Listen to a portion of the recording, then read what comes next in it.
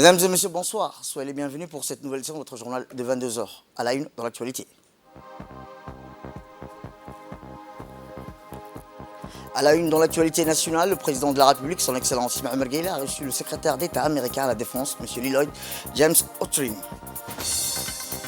Toujours dans l'actualité nationale, le chef de la diplomatie appelle à l'action mondiale pour un avenir de paix et de prospérité lors de l'Assemblée générale des Nations Unies.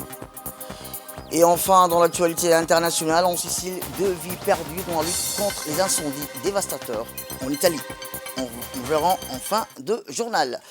C'était les titres. Merci si vous nous rejoignez. Eh bien, je vous le disais, le chef de l'État, son Excellence Ismaël Omar Guelleh, a reçu aujourd'hui au Palais de la République le secrétaire d'État américain à la Défense, M. Lloyd Austin, en visite à Djibouti dans le cadre d'une tournée visant à réaffirmer les liens avec, outre notre pays, le Kenya et l'Angola. L'audience entre le président Guelleh et le secrétaire d'État américain à la Défense servit d'emblée de cadre d'appréciation des relations d'amitié et de coopération que les deux nations entretiennent dans la quasi-totalité des domaines du développement. Les discussions ont ensuite été étendues aux partenariats stratégiques liant les deux pays dans le domaine névralgique de la défense et de la sécurité. Sur ce point précis, les entretiens ont permis aux deux parties d'élaborer un inventaire général d'objectifs nouveaux de collaboration index sur les mutualisations et les défis sécuritaires propres à notre région. Djibouti et les États-Unis font office de tandem posté à l'avant-garde du programme d'intégration mondiale de lutte contre le terrorisme, l'extrémisme de tous bords et la piraterie maritime dans cette partie du monde. Lors de son audience avec le président de la République, le secrétaire d'État américain à la Défense, M. Lloyd Austin, était accompagné d'une importante délégation composée des membres de son département. Le chargé d'affaires des États-Unis pour la République de Djibouti, M. Mario Fernandez, a pris part également à cette rencontre. Côté djiboutien, outre le ministre de la Défense et le ministre par intérim des Affaires étrangères et de la coopération internationale, M. Hassan Omar Mohamed, le chef de la sécurité nationale, Hassan Saïd Khairé, le directeur de cabinet de la présidence de la République, la conseillère diplomatique du chef de l'État, ainsi que les principaux responsables du ministère des Affaires étrangères ont participé à cet événement. Et je vous le disais dans le titre, la 68e session de l'Assemblée générale des Nations Unies, qui réunit les chefs d'État et de gouvernement et les ministres et les délégations des pays membres, des représentants des 193 pays, participeront aux discussions annuelles de haut niveau qui se dérouleront au siège des Nations Unies chaque année en septembre. Cette 108e session s'est tenue sur une thématique précise en phase avec l'état actuel du monde. Rétablir la confiance et raviver la solidarité mondiale aura à l'ordre du jour le développement durable, les questions climatiques, la préparation aux épidémies et la gestion des zones de conflit. Le secrétaire d'État général des Nations Unies, Antonio Guterres, a qualifié les discussions de l'Assemblée des G193, soulignant son objectif principal de forger de nouvelles voies dans le contexte des objectifs de développement durable des Nations Unies. Antonio Guterres a souligné à plusieurs reprises que les institutions multilatérales actuelles qui ont été créées au lendemain de la Seconde Guerre mondiale sont représentatifs de la dynamique politique et économique de cette époque. Ces propos ont souligné la ferme conviction qu'une réforme de l'ONU est nécessaire pour s'aligner sur les priorités du monde actuel. Des recommandations concrètes ont été présentées au terme de la session pour répondre aux défis et menaces actuels. La question ukrainienne a été au cœur de ces discussions de haut niveau. Également, d'autres questions relatives à d'autres zones de conflit et les guerres dans le monde ont été sur l'ordre du jour. Eh bien, la République de Djibouti, par le biais de son ministre des Affaires étrangères et de la coopération internationale, M. Mohamed Ali Youssouf, a participé à cette 108e session de l'Assemblée générale des Nations Unies. Le ministre a prononcé un discours percutant sur une thématique qui a été rétablir la confiance et raviver la solidarité mondiale, accélérer l'action sur l'agenda 2030 et ses objectifs de développement durable vers la paix, la prospérité, le progrès et la durabilité pour tous. Dans son allocution, le ministre, M. Mohamed Ali Youssouf, a souligné l'urgence de relever les défis mondiaux actuels, notamment les crises sécuritaires, économiques et climatiques, ainsi que la persistance de la pauvreté dans certaines parties du monde. Écoutons-le. Bismillah ar-Rahman ar-Rahim.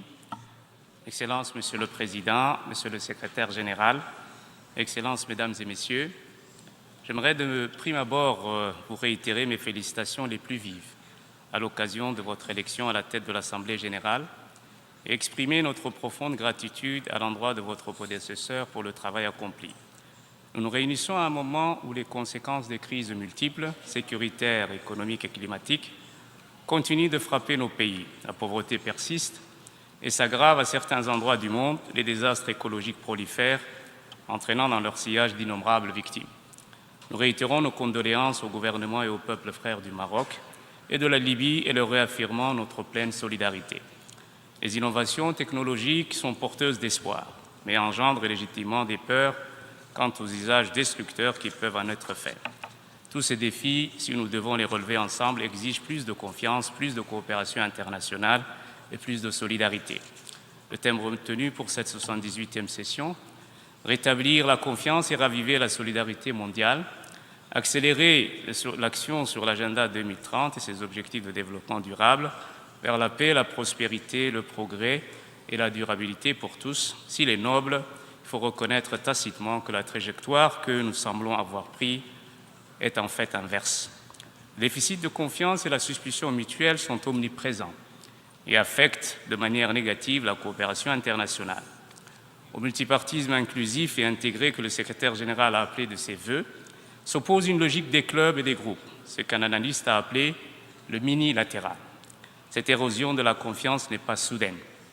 C'est le résultat d'une lente détérioration, d'une part, à la résistance implacable au changement des institutions mondiales, née à la fin de la Seconde Guerre mondiale, d'une inégalité qui se creuse et se fossilise, ainsi que la compétition géopolitique accrue de ces dernières années.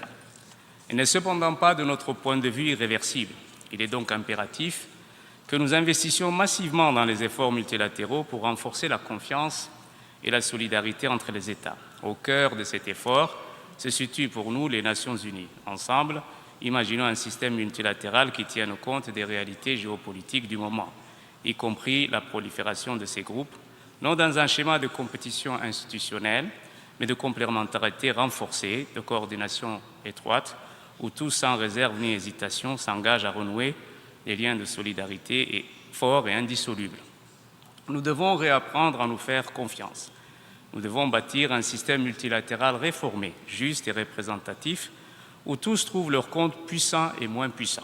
Nous devons pouvoir ensemble envoyer un message sans équivoque, ni doute, que nous sommes déterminés à bâtir une organisation robuste, qui réponde de manière crédible aux défis titanesques du moment. Eh bien, dans un second temps, le ministre a insisté sur la nécessité de réformer l'architecture financière internationale et de mobiliser des ressources pour combler le déficit de financement du développement. Le discours s'est conclu sur un appel à la coopération internationale pour un avenir plus sûr, plus prospère et plus solidaire, exempté de guerre, de faim et de pauvreté. Réécoutons le ministre des Affaires étrangères. La réforme de l'architecture financière internationale, notamment du FMI et de la Banque mondiale, ne peut pas attendre. Nous devons renforcer la participation des pays en développement à la prise de décisions économiques internationales, à l'établissement de nouvelles normes, afin que nous puissions nous adapter au changement de l'économie mondiale. Nous devons ensemble accélérer le Bretton Woods Moment, auquel le secrétaire général faisait référence. Le dialogue doit s'intensifier autour de la réforme de l'architecture financière internationale entre les institutions financières multilatérales et les Nations unies, dans le respect, bien sûr, du mandat de chaque organisation.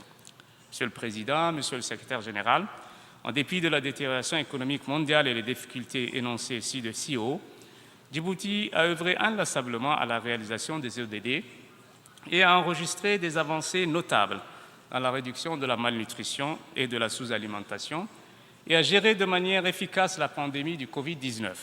Djibouti a intégré les ODD dans nos plans nationaux de développement et nos stratégies telles que la vision Djibouti 2035. Ainsi, notre gouvernement a pris des mesures pour aligner ses politiques et ses programmes sur les cibles et les indicateurs des ODD. Nous avons également identifié des domaines prioritaires qui correspondent à des ODD spécifiques tels que la réduction de la pauvreté, l'accès à l'eau potable et à l'assainissement, ainsi que la croissance économique durable. En fait, notre pays est confronté à des défis liés à la pauvreté, au chômage et au développement des infrastructures qui sont au cœur des ODD.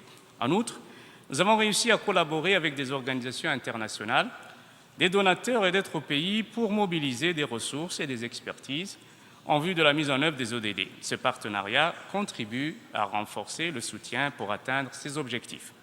Nous avons également travaillé à améliorer notre infrastructure de données pour mesurer et rendre compte des indicateurs des E2D. Notre pays est situé dans une région vulnérable au changement climatique. C'est pourquoi nous avons déployé d'importants efforts dans le domaine de l'action climatique en alignement de l'ODD 13, Action pour le climat. Ces efforts comprennent des projets d'énergie renouvelable et des mesures d'adaptation.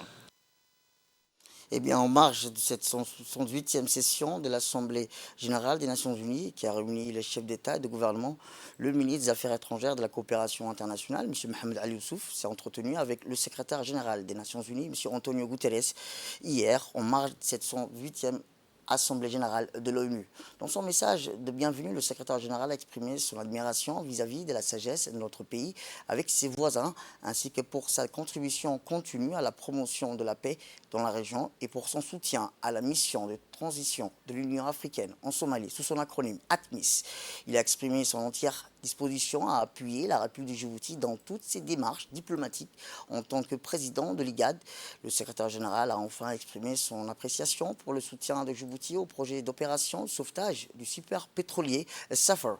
De son côté, le ministre a témoigné du soutien de la République de Djibouti à l'ONU par ses actions de plaidoyer incessant pour une paix durable, mais aussi à la réalisation des objectifs de développement durable. Il a salué l'excellente coopération entre les deux parties, en particulier l'opération de sauvetage du superpétrolier Safar, qui a évité une catastrophe environnementale au large des côtes du Yémen. Retour à Djibouti, où sous l'égide du ministre du Travail chargé de la formalisation et de la protection sociale, M. Omar Abdi Saïd, un atelier de validation du profil national de sécurité et de santé au travail a eu lieu ce matin à l'Institut des études diplomatiques.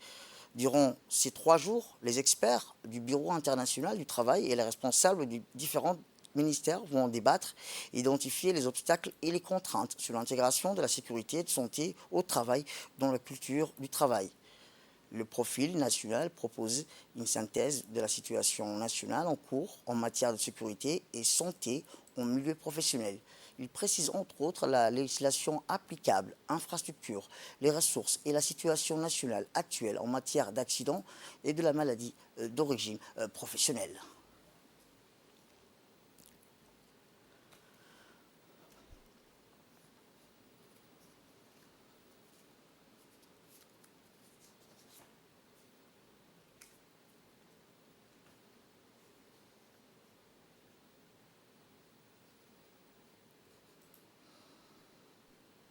Un long processus de consultation et de concertation avec les partenaires sociaux, mais également avec les institutions concernées par la problématique de la sécurité et santé au travail. Mesdames et messieurs, les chiffres sur les accidents du travail sont éloquents. Selon l'OIT, l'Organisation internationale du travail, environ 2,78 millions de personnes meurent chaque année d'accidents de travail ou de maladies professionnelles. En outre, 375 millions d'accidents de travail sont mortels, entraînant une incapacité professionnelle chaque année. Djibouti n'est pas en reste parmi les autres pays de l'organisation. Alors, ne doit-on pas mettre l'accent sur la prévention pour faire de l'entreprise un lieu de travail sain et propice à l'épanouissement du travailleur. La présence de son Excellence, Monsieur le ministre du Travail, traduit le caractère prioritaire de la question qui nous réunit aujourd'hui. Dr Aïda Lamloum, spécialiste technique en sécurité et santé au travail, s'est réjoui d'avoir participé à cet atelier consacré à l'élaboration de la politique nationale de santé et sécurité au travail. À cet égard, il convient de noter que l'Organisation internationale du travail encourage et appuie tous les États membres à adopter les conventions internationales dans le domaine de la sécurité et la santé au travail, en particulier la Convention 187 sur le cadre promotionnel de la sécurité et santé au travail et sa recommandation, la 197, qui promeut un système intégré et durable de sécurité et santé au travail permettant d'élaborer des politiques préventives efficaces, de prévenir les crises et de contrôler leurs effets. La mise en œuvre de cette convention internationale permet également d'élaborer des politiques et des programmes de prévention des risques professionnels en consultation et concertation avec les partenaires sociaux et de procéder à des améliorations continues visant à renforcer la culture de la prévention des risques professionnels chez les acteurs de la production afin d'instaurer un environnement de travail sûr et sain. Je vous souhaite beaucoup de succès pour cet atelier et vous remercie de votre encouragement et vos engagements. Merci beaucoup. Eh bien, le ministère du Travail, avec l'appui du Bureau international du travail, s'est attelé à construire un profil de sécurité et santé au travail adapté aux besoins de la République de Djibouti et de formuler des orientations pour instituer un cadre de la sécurité et santé au travail au milieu du travail. Écoutons-le. Cette rencontre est la dernière étape d'un processus qui a démarré en décembre 2019 chez les partenaires sociaux en 2017, lors d'un atelier réunissant tous les acteurs concernés par cette thématique, où les autorités ont exprimé leur volonté de faire de la SST un sujet essentiel de la politique sociale. Le ministère du Travail, avec l'appui du PIT, s'est attelé à construire un profil de SST adapté aux besoins de la République de Djibouti et de formuler les orientations pour instituer un cadre, un milieu de travail.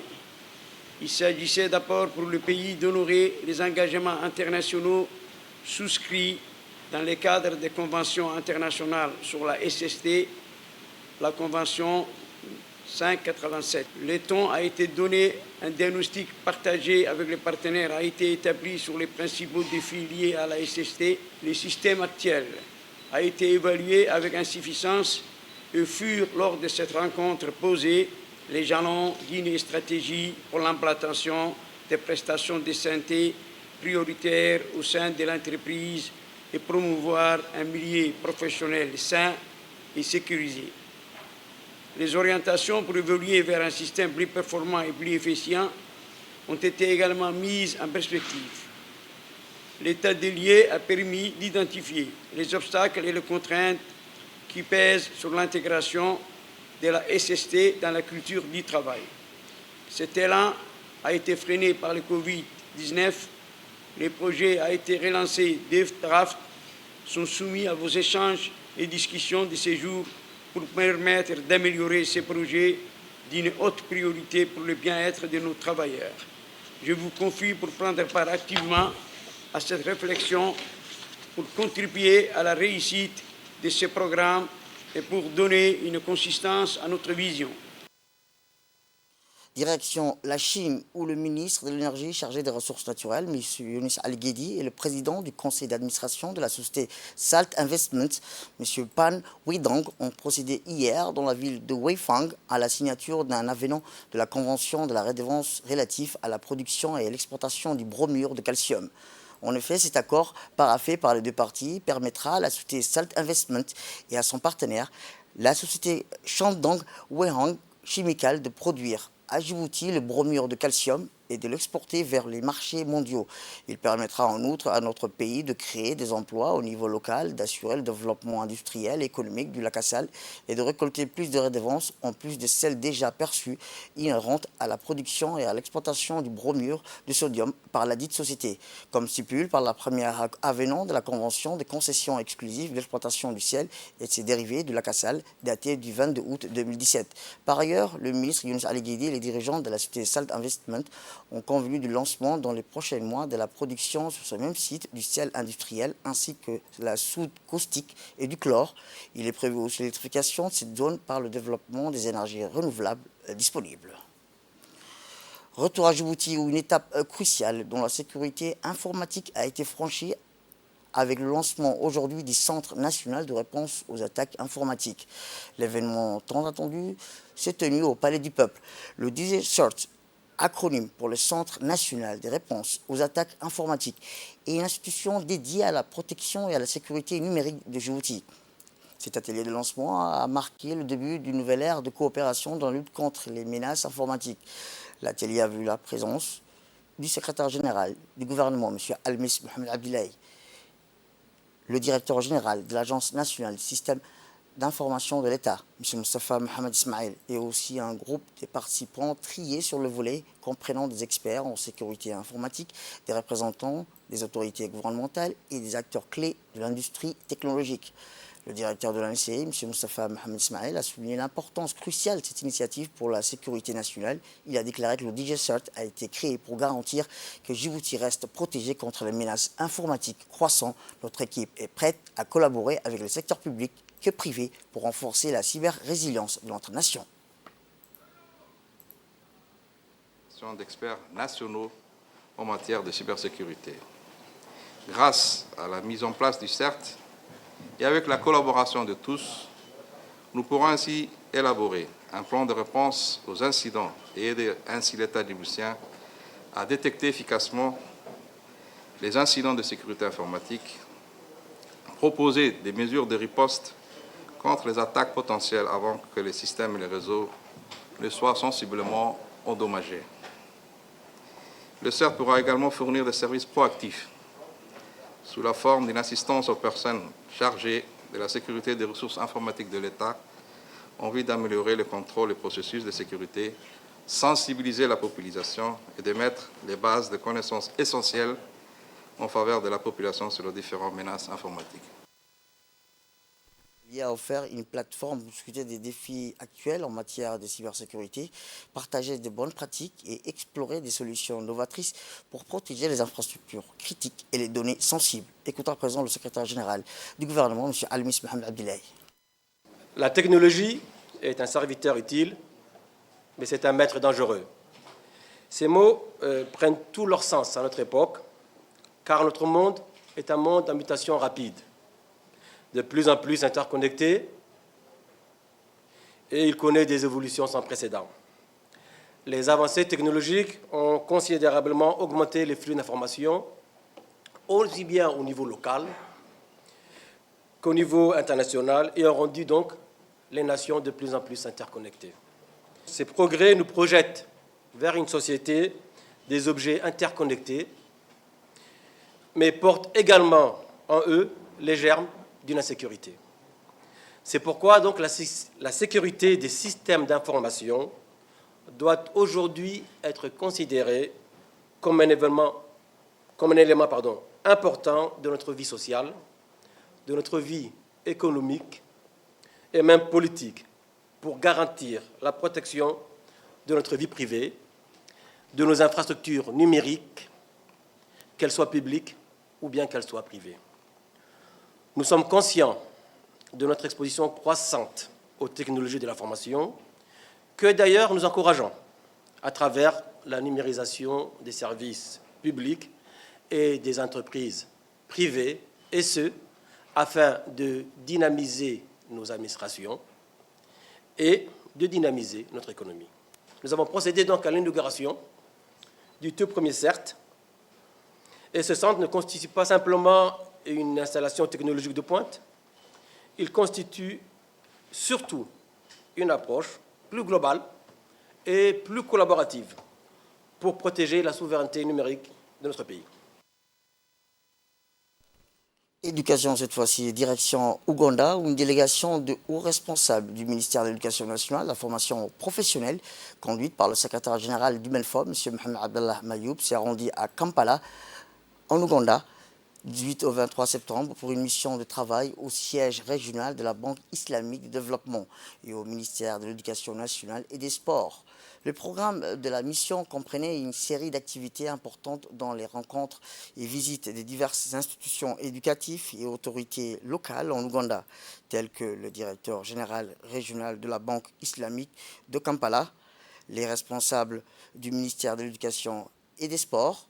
Dans le cadre de cette mission, la délégation a présenté un bilan détaillé des activités réalisées en cours dans le cadre du projet d'enseignement bilingue et technologique à Djibouti, financé par la Banque islamique du développement sur une période de 5 ans. Cette présentation a inclus également les perspectives de continuité pour les collèges et lycées d'enseignement bilingue et technologique. Lors de sa présentation, le secrétaire général, M. Mohamed Abdallah Mayoub, a plaidé pour l'extension de l'accès par la construction de classes supplémentaires à partir de 2024, la conception des programmes et des supports du collège les lycées intégrantes, les sciences, les TIS, les mathématiques et les renforcements des capacités du personnel d'encadrement de l'enseignement général, technique et professionnel. Cette mission de travail du MANFOP à Kampala renforce le partenariat avec la Banque islamique pour le développement et ouvre de nouvelles perspectives de collaboration pour améliorer le système éducatif de notre pays.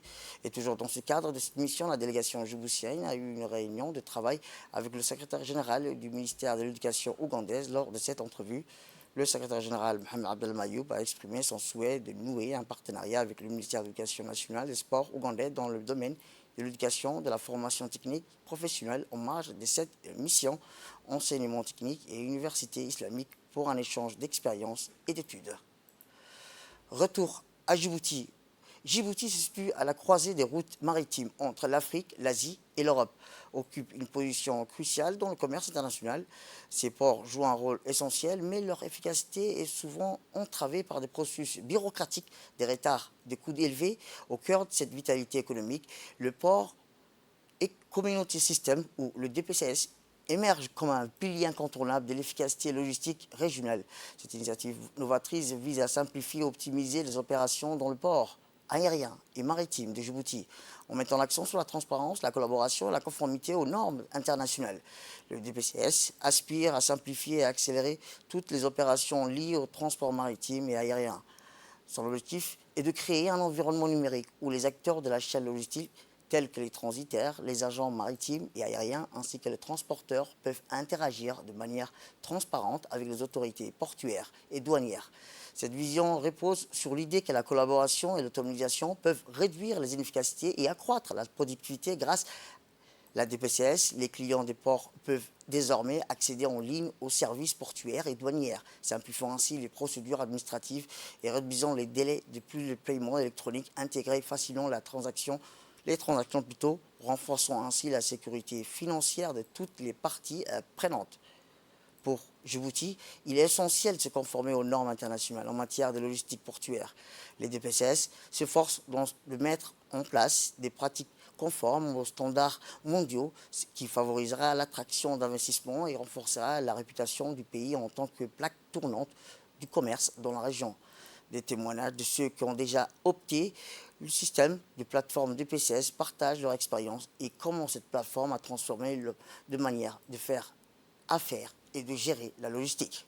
Aujourd'hui, le Djibouti Port Community System ouvre la voie à une logistique portuaire plus efficace, transparente et conforme aux normes internationales, en tant qu'aspirant à devenir un acteur clé du commerce mondial. Le DPCS représente un jalon important sur la voie de leur réussite. Il va sans dire que la DPCS contribue à façonner l'avenir de la logistique portuaire dans cette région dynamique. Et dans le sud du pays, où les pluies de la saison Karen reprennent plus intenses dans la région de l'intérieur, à Dikil, c'est ainsi que de fortes précipitations ont touché la ville, comme vous le découvrez sur ces images tournées par notre correspondant. L'Oued qui traverse la ville de Dikil est en crue, les eaux de pluie dépassent les berges et frôlent les habitations. Ces pluies ont arrosé la majeure partie de la région de Dikil. La météo annonce de fortes précipitations de la sortie de Dikil à Chahaito, comme vous le voyez sur ces images, Kontali, Sankal et la frontière. Au total, la région de Dikil a reçu plus de 40 mm de précipitations qui ont touché le secteur de Gobad. Par ailleurs, selon les informations, les autorités locales ont fait état de fortes pluies dans le secteur de Boli, près de Randa. Régional à présent, direction la Somalie, où un attentat suicide perpétré avec un camion rempli d'explosifs lancé sur un checkpoint a fait samedi au moins 13 morts et plus de 40 blessés à Beledweyne, dans le centre de la Somalie.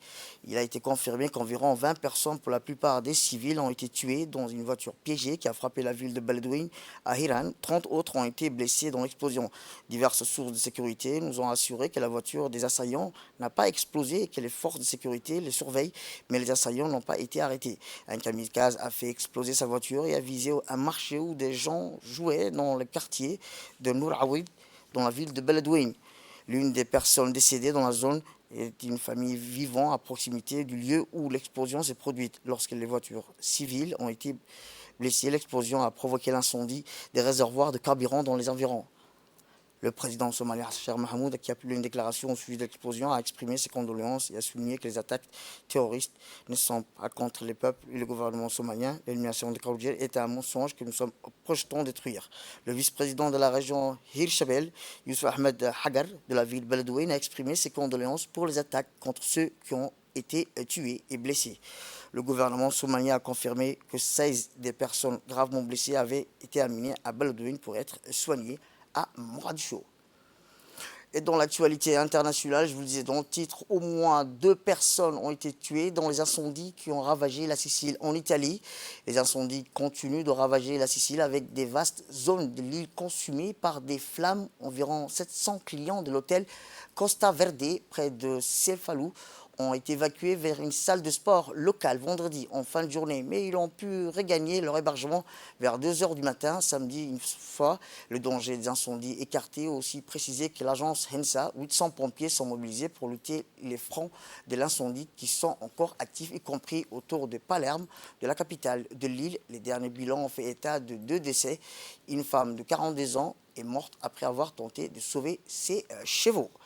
C'est tout pour cette édition. Merci à vous de nous avoir suivis. Restez avec nous pour la suite de nos programmes télévisés. Le programme continue sur Télé Djibouti.